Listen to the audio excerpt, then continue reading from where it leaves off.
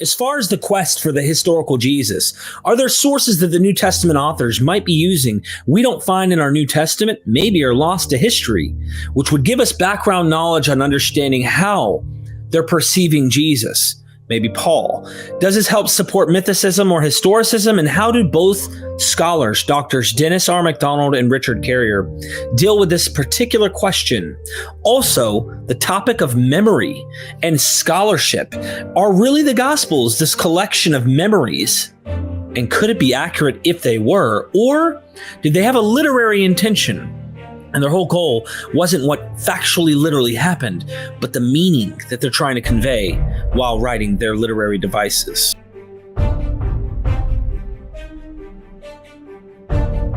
This question I have, I hope I phrase this in the right way. It's in the vein of historicity, but it might be beyond that. There's something deeper here maybe that you can discuss. Can you please elaborate in what way the literary sources the New Testament authors used may impact one's approach to the question of historicity? Also, are there like deviant manuscripts? So sometimes you mention they might have had a text that we don't even have today. We have no evidence of this today, but they had something maybe different. And you're talking pre-Christian literature that they're using. Right. Yeah. Like today, we don't have Enoch in our canon. Sure, the Ethiopian church, but why aren't we all using it since we know it's being referenced many times in the New Testament? Also, Greek epics and things like that. Like, how does that impact the historicity? And even if you approach it, I'll finish with a question saying this. Even if you say there's a guy, in what way does your approach say, look, this you shouldn't be so confident on what you think you know about Jesus in the New Testament because this is the manuscript traditions that are probably being used? And then you maybe take it into why you think this might impact mythicism. So. What's the name of the questioner? Me, Derek Lambert. Oh, Derek Lambert. Yes. I want to enrich the notion of sources to either intertexts or antitexts, because the Gospels are really intertextual playgrounds. They've got Jewish texts, they've got Jewish apocryphal texts, they've got Greco-Roman texts, and in some cases these are resourced as though they were scriptures. In other cases, they're sources, and I think the most important source to answer your question is the Q document, which is a hypothetical document that I am sure existed in some form. I've tried to reconstruct it, and it is the most important witness to the historical Jesus of all, in my judgment. So there we have a potential source. And of course, the Gospels become sources to each other. Mark becomes a source to Matthew. Matthew and Mark become sources to Luke.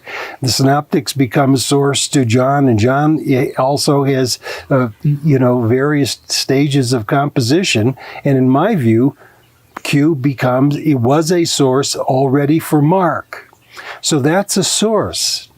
But Richard and I also want to increase the number of possible antitexts to include biblical texts that are Jewish texts that may have been lost. And both of us are open to the notion that the gospel authors are heavily indebted to Homeric epics. Now that plays a part in this discussion because to the extent that Richard agrees with my assessment of indebtedness to the Homeric epics, it means here we have a strategic and a sophisticated mythologizing project going on in the Gospels, and it makes the historical quest for Jesus much more difficult because these tales do not come from oral tradition or some kind of accurate memory, but from the brilliance of literary composition to make Jesus superior to the likes of Homer or Odysseus or Achilles and so on. So that's a very important ingredient that Richard and I agree on, more or less, that is a layer of mythologizing. But the Q document, or if you wish, Matthew, if you don't buy the Q document, also has a mythologizing project with Deuteronomy. So Deuteronomy sometimes is a source of quotations. We have lots of quotations of Deuteronomy in the Synoptics, but it's also a literary model. So sometimes we have a Jesus imitating text so that he's the new Moses. He climbs up on a mountain, gives a law to 12 followers, and so on. This has been well recognized, but it often is confused as a source. It really is a literary model. Then the question is, if we have such vibrant and extensive imitations of antecedent models, and not just sources, in the Synoptics, how do we remove that mythologizing layer to find out what happens with, let's say, traditions about Jesus' teachings, or controversies over the Jewish law, or other things that can't be explained in terms of literary dependence? And so this question is not just a question of sources, it's a question of models and other potential ways of thinking of intertexts. And sometimes they're continuous with the antitext, sometimes they're rivals.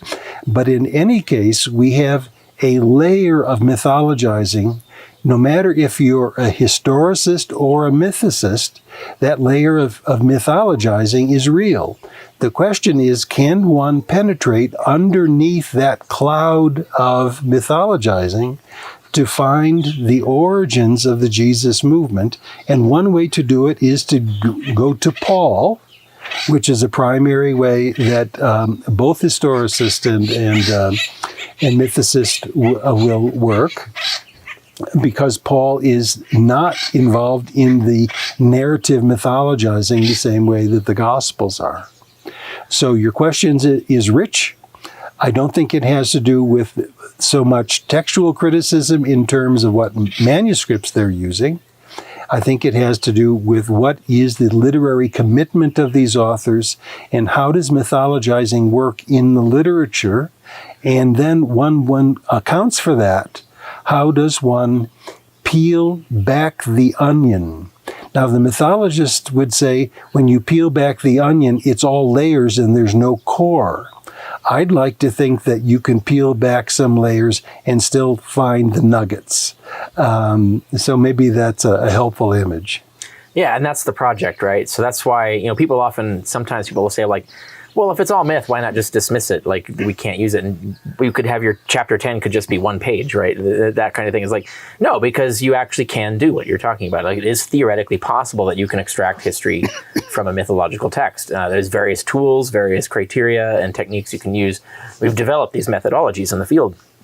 So you do have to examine, do those methods work? How strongly do their conclusions come out? What are the relative probabilities?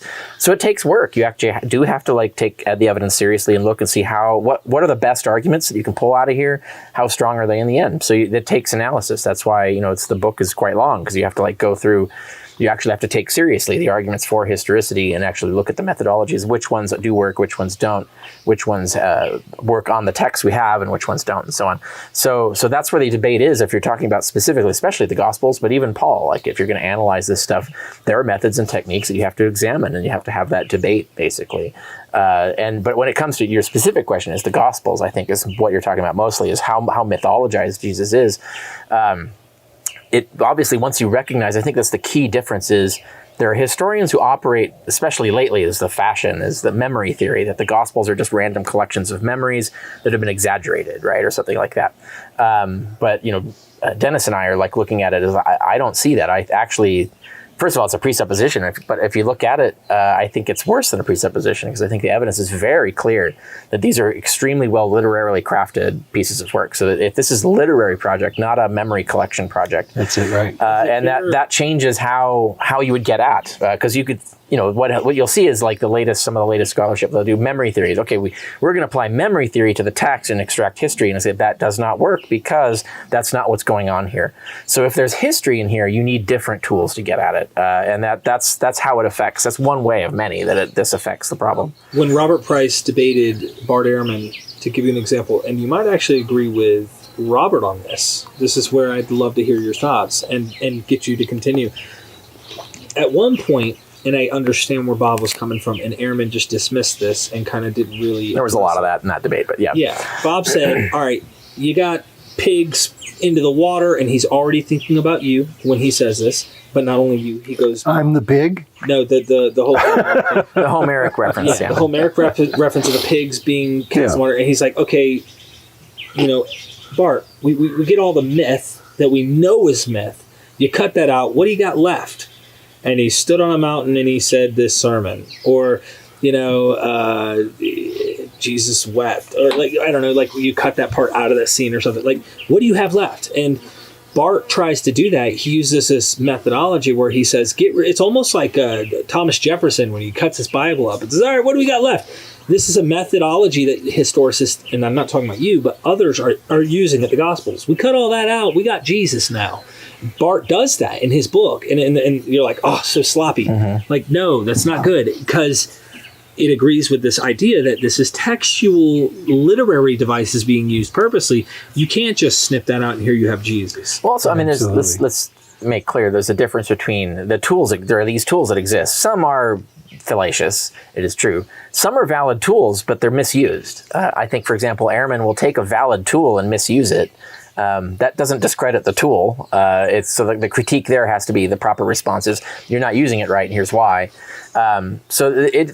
These tools do exist. There are ways to try and figure this out. Sometimes it's not possible. Sometimes it is, and so that's why this debate has to happen. I think Ehrman can be a little bit slipshod sometimes in his application of the tools, but there are historicists who are more sharp about this, and so I think the best way to come at this, especially if you're coming from the mythicist side, is to steel man the argument.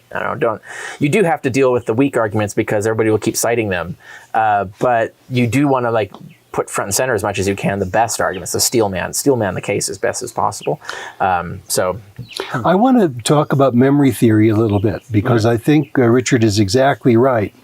But I think people who think memory theory helps in recovering the historical Jesus are really not reading memory theorists, because there is an empirical science of memory retention. That's right, yeah. And they cite it a lot. But but the point of a lot of memory research is that people can view the same event and 2 hours later have very different memories of that event. Mm-hmm. And that memory is determined by issues of gender or race or cultural factors.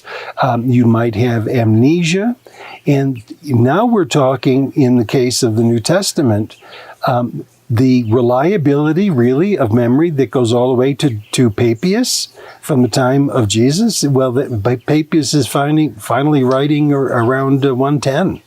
And Jesus dies, in 32 or something? We're talking about nearly a century. Now, please give me a study of memory that has that level of reliability, even granted that people would have longevity. Let's say that people knew Jesus and they kept living into the 2nd century. That probably happened in occasional cases. That doesn't mean, I can tell you I'm 77 and I don't have a good memory about what happened when I was a kid. So this idea of using memory theory is really a game of cards.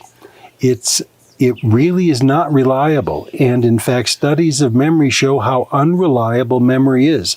Let me give you an example. A big court problem that we have right now is, do adults remember being sexually abused in childhood? And there are correct memories, there are false memories, there are malicious memories. And we have a whole branch of forensic psychologists that are trying to figure out how to tease out appropriate memory from inappropriate memory. But memory is a guarantee of diddly squat. And then if you add layers of tradents, so it's memory of someone else's memory of someone else's memory of someone else's memory, it compounds the problem, right? Yeah, memory does not get you where you want to if you want to recover the historical Jesus from oral tradition. And it's interesting, I came at this, like before I even started seriously into biblical studies, I came at this already from oral folklore studies, because when I was at Berkeley, some of the work that I read and worked on in school related, for example, I took several courses in Native American history, and there's a lot of anthropology, and also I took cultural anthropology, and there's a lot of overlap. And a lot of it, you're looking at a lot of essays and research by anthropologists on how to use oral lore from within Native American cultures. And the unanimous conclusion is that, well, actually, I noticed, at least from the same person who's telling me the story, it changed from one day to the next, depending on the context and the purpose of the story. And who the interviewer is. I mean, there's pollution that way. Yeah, so story, and what they notice, the way it changes is that these stories are malleable because the meaning of the story is more important than any of the details of the story. So it's perfectly acceptable to alter the story in any way you need to convey the meaning in the context you're in. So the stories, like our idea of veridical accuracy is not the norm in human cultures. The norm in human cultures is the concepts, the ideas. The message is more important than any of the particulars. This idea of rationalizing of history is actually kind of a peculiar feature of the Greco-Roman development.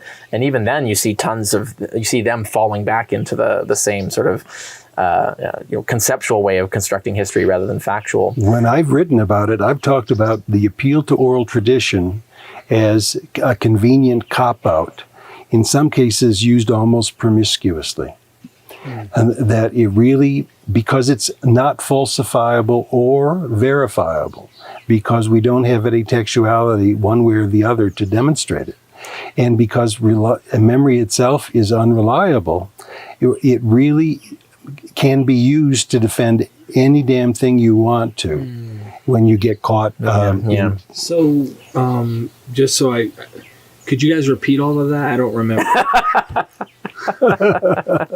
Well, there's another component to your question, though. You asked about why should Christians today care about Enoch or other of these pre-Christian apocrypha that Christians clearly relied on for some of their concepts? And do you have like a general answer to that, or? Oh, well, they certainly did. But we have to be disciplined about how we tease that out. And we have to recognize that they're not trying to be xerographic when they use those texts. They're actually trying to be creative. And they'll put them together in various constellations that we would never think of doing.